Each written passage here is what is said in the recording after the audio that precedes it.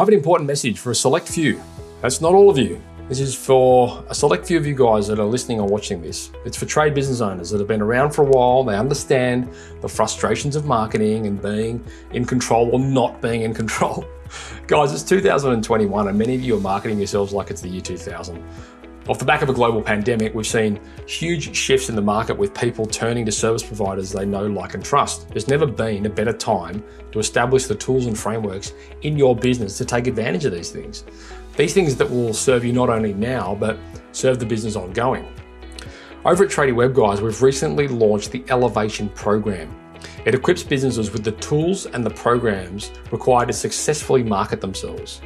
It gives you tools to re-engage with your past and present clients whilst nurturing potential clients. It creates assets in your company's name with no proprietary licenses. You own these things 100%. It gives your business a huge head start on the search engines with advanced SEO, and it collates all of the programs and all the services you need into one neat little bundle, including things like web development, website management, email marketing, SEO, Google Ads, loads of different softwares, strategy, support, and a bunch of other things. After going through this program, you'll have all the tools you need to market your business ongoing.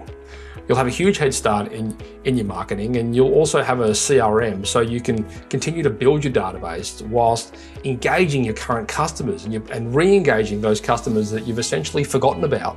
Marketing tools that you need, and they'll all be in your control. You don't owe anyone anything. You'll be able to dial it up and down essentially as you see fit. So why is this an important time to talk about this? Guys, it's important to know a lot about a little and a little about a lot. Meaning, you want to be in control. You want to know enough to be dangerous. I'm not trying to give you more work here. Essentially, we'll set everything up for you, teach you the basics, and then it's all yours. It's complete transparency. You'll never grow a business past a certain point without marketing. Word of mouth will only ever get you so far. We've spoken about it on the podcast a load of times. At some stage, you need to invest in these things. This is the simplest and most affordable way to do it. For more information, head across to tradiewebguys.com.au/elevation, fill in the form, and let's make 2021 the year that you took control. Today's podcast has been proudly brought to you by Tradie Web Guys. Tradie Web Guys work with tradespeople only on their websites and marketing solutions to help them stand out from their competition. Everything from web design through to SEO, search engine marketing, content creation, you name it, guys. It is a customized solution for trade-based organizations, and it's fantastic. Head across to tradiewebguys.com.au/apply, fill in the form, and let's have a conversation. Giving tradies and contractors around the globe the tools to run a modern business. You're listening to Toolbox Talks from the Site Shed. Now here's your host, Matt Jones.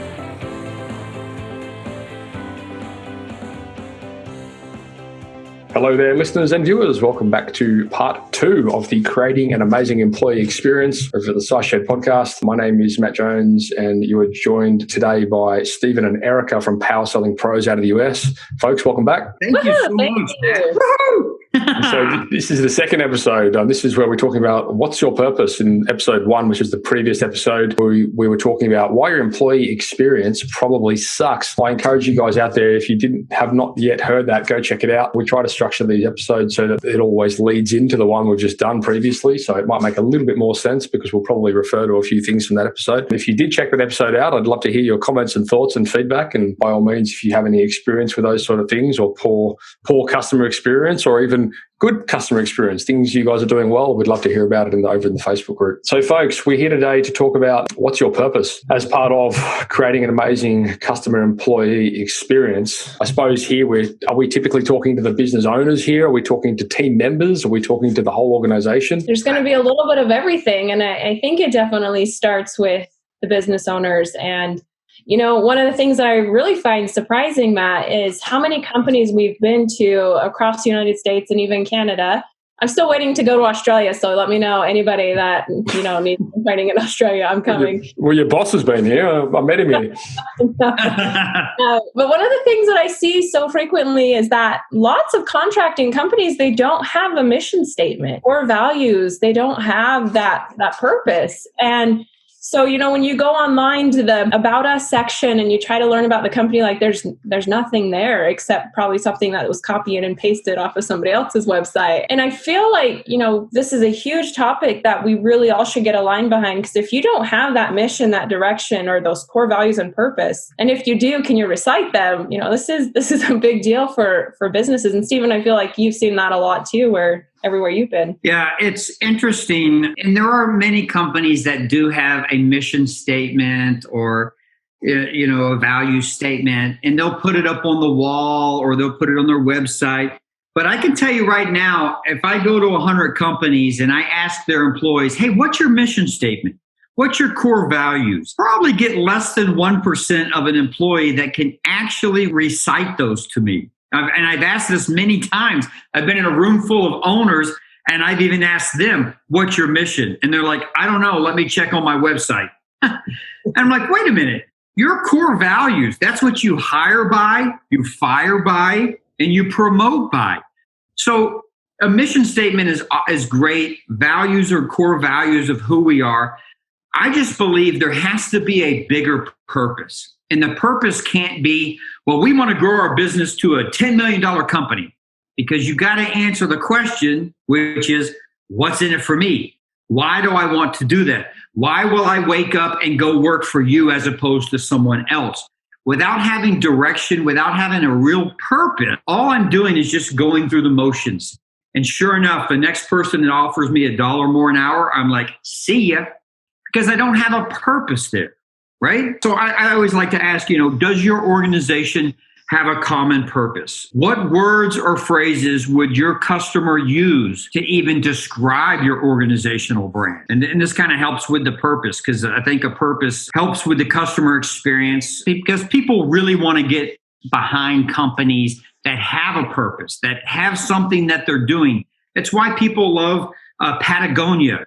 Right? People love Patagonia because of what it stands for.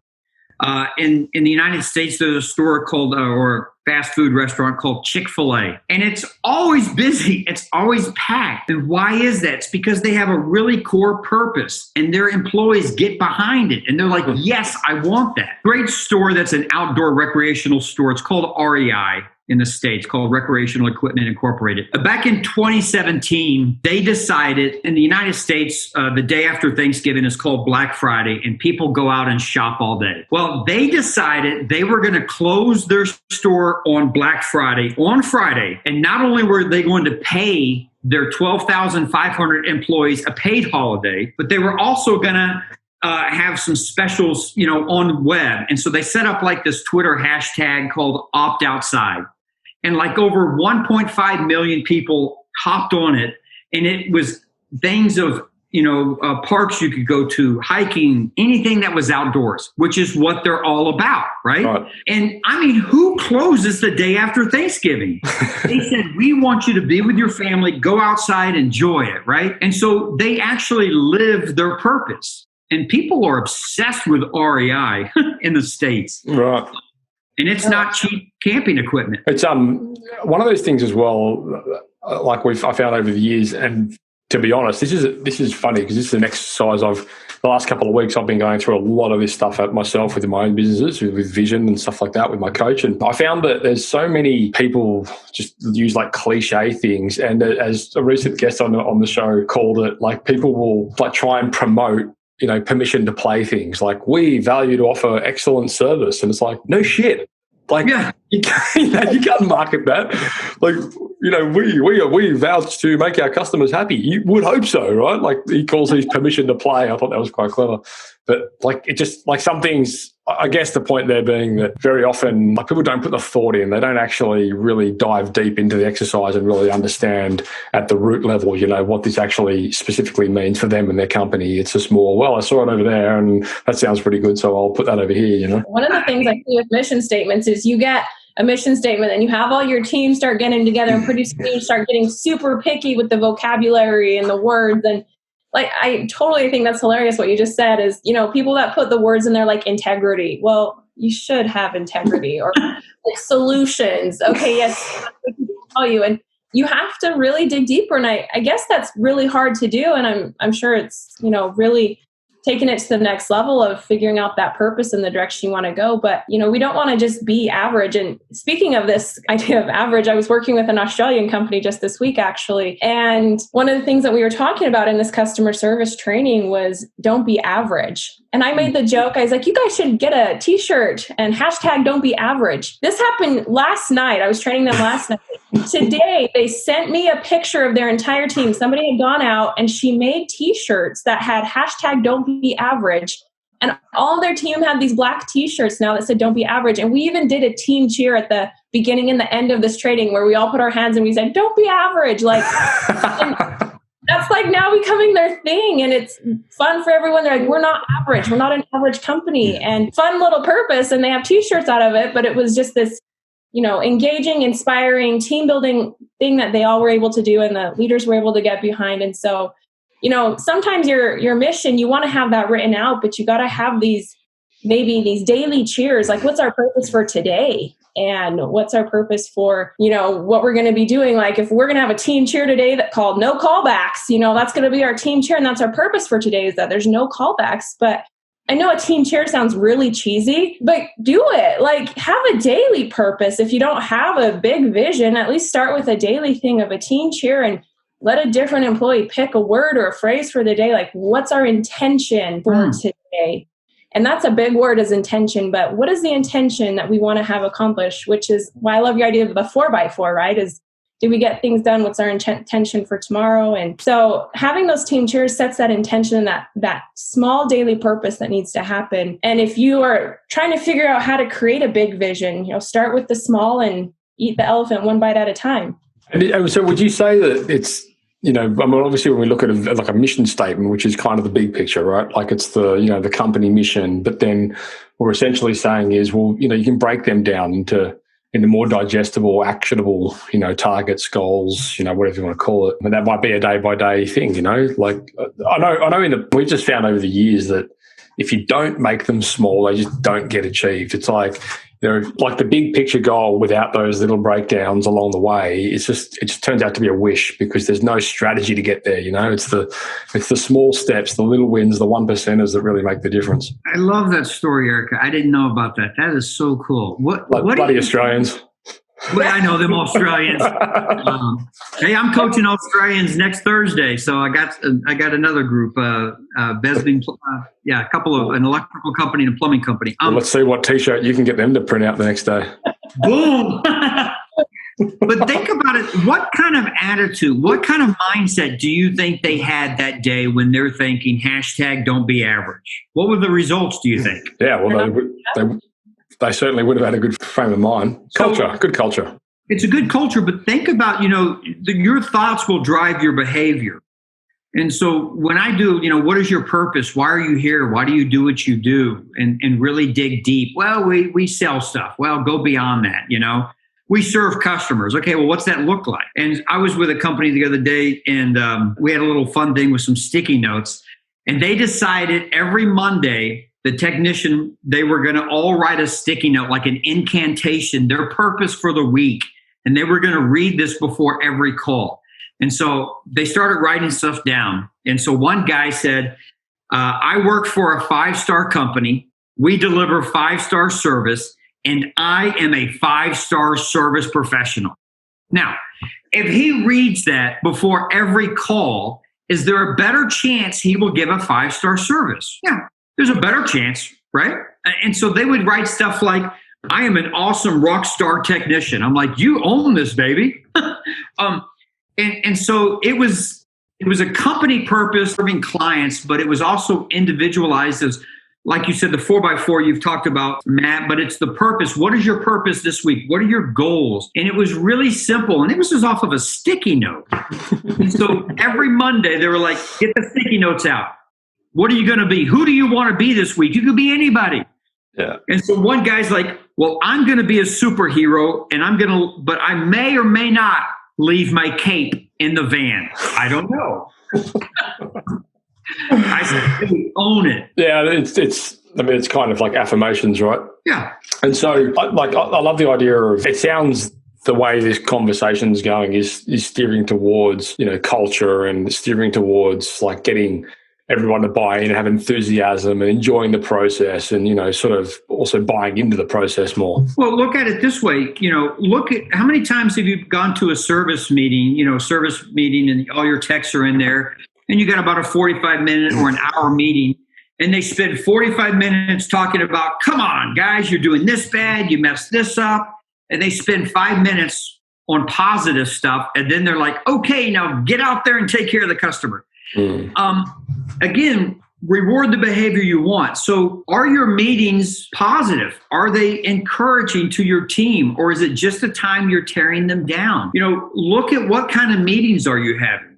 Here's an example. How many of you actually have your CSRs, your call handling team, attend your meetings? Because I can tell you right now, most of them don't. And here's how you have a tech meeting, you bring in donuts, and at the end of the meeting, you take the donuts down to the CSR and you say, hey, here's some leftover donuts. Enjoy. And they're always the banana cream filled ones. What's that? Nasty. And they're always the banana cream filled ones that are nasty. But mentally, how do you think they feel? Oh, you get leftover donuts because you're the low person on the totem pole. And yet you're the voice of the company, right? How important is their position? Extremely important. How about bringing them into the team? They feel left out. Yeah. That's such a simple thing to do. Mm-hmm. The message you're giving is you're not that important to enjoy some of our fresh donuts. So if we were to frame this up, like framing up what the purpose is, would you say, is it fair to say that it starts at the top? It starts with the big vision, the company mission, the directors to, sort of goals, all this kind of stuff, company foresight, blah, blah, blah. And then is that where you would begin? I'm just trying to frame this up for the viewers. What I usually see it as is I have a common purpose is the reason of what you want your customer experience to be at an emotional level and what you want to do for your customers. Purpose will drive everything in your organization, and purpose leads you down the path to a higher performance and an exceptional delivery of service. Does that help a little? Well, I'm just trying to think, I suppose, for the viewers out there and listeners, like what's something they can do now? What's the right framework to begin? I mean, would you say work on like the actual mission, work on something, from deep within, that resonates with you and what you want to achieve with the company, and then take that and break that down into digestible, actions, if you will. So what I would do is, if you are able to come up with a mission and core values overnight, that's great. The reality is this is probably going to take you a little while to think about. We want you to think about it, but I don't want you to wait either to get your team motivated and pumped up. So if you don't have that mission and that core values and that purpose, start working on it right now and work hard on it.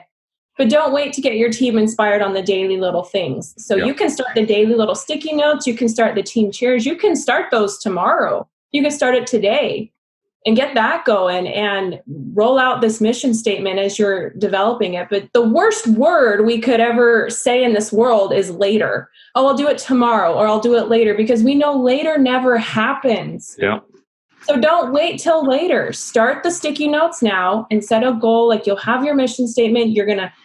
Matt, you said you have a coach to help you with that. Get a coach, get an accountability partner, get someone to help you. And please don't copy and paste somebody else's. Mm-hmm. Work on it and really dissect and evaluate where you want to be, where you want to go, and what you want your team to buy into and the things that they can buy into. Right. That's a good thing too, is maybe you have a mission that's just for you. Like Stephen said, like, our goal is to dominate the industry. Well, your team probably won't buy into that. So it's kind of like Harley Davidson. Their mission statement is, we fulfill what is it, Stephen? We fulfill dreams of personal freedom, or something like that. Yeah. And everyone can buy into that, right? I want to have personal freedom, and customers buy into that. But don't feel like your mission statement has to be timeless either, that you have to have this one thing that will last forever. We've actually changed our mission statement, I think, 3 times since I've been at Power Selling Pros. Almost every year we update it. So it's totally fine if you feel like next year it doesn't work anymore. You can update it, because you're always going to have a new direction. You're going to have a bigger team. You're going to have the new world of who knows what the next pandemic will be. Just kidding. I don't want to jinx anything. but things are always going to be different. So there's something coming, anyone that thinks this is the only global crisis that's going to happen in their lifetime is kidding themselves. So all right, well, that was great. So the big thing for me, I suppose, takeaways was, work on the mission statement, work on goals, work on direction. Stephen, I love the reward the behaviors you want. I think that's really powerful, And if I'm honest, probably something that I need to get better at myself. And revising the mission statement, I think, is super important because, like anything in a business, everything shifts, and you want it to be agile. You want your business to be agile and malleable so you can change direction. It's the disadvantage of large business, it's really hard to move a giant ship.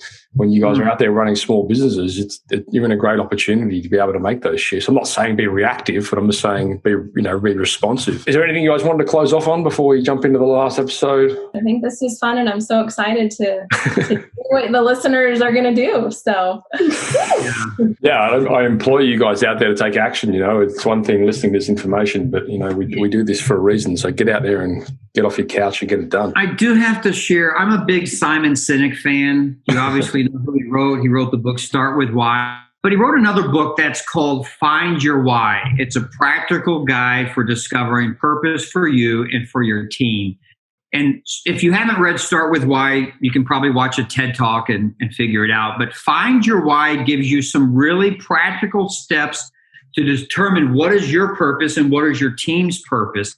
It's one of my favorite books by Simon Sinek. Oh, yet another book for me to add to the list. I'm ripping through them, I must say. I'm really getting through these books the last few months and tearing through them. All right, listeners and viewers, we're going to come back with the third and final episode in the Creating an Amazing Employee Experience series. This was the second episode, which was What's Your Purpose, which stemmed on from episode 1, which was Why Your Employee Experience Probably Sucks. I hope you enjoyed that. And if you've got any experience with what we spoke about, again, please hit us up in the Facebook group. We'd love to hear your what's working, what isn't working, what you liked, what you didn't like. We've been joined today, luckily, by Stephen and Erica, all the way from the US. Thanks, guys. I know it's getting late over there, and I appreciate you giving us your time and expertise. You guys are from powersellingpros.com, so go check out their website. Super cool coaching program over in the US. There'll be links to everything in the show notes, so by all means, you can head across there, guys, and get hold of that. All right, let's wrap this up, and we're going to come back with the last episode. So thank you once again, folks, and we'll chat to you all soon. bye. Thank you for listening to another episode of Toolbox Talks. If you're liking what you hear, then you can head across to thesiteshed.com where you can join our community by signing up to our Toolbox Talks. You'll get sent a weekly notification, which is basically a highlight of everything that we've spoken about during that week, along with any other industry news that may be relevant or specific to the trades. If you're enjoying the show, you can head across to iTunes, Stitcher, or SoundCloud, where you can leave us a review. That would be fantastic, and all the reviews get read out in the show. Likewise, if you have any friends or colleagues that you think would benefit from the show and the episodes that we create, then please go ahead and share it with them.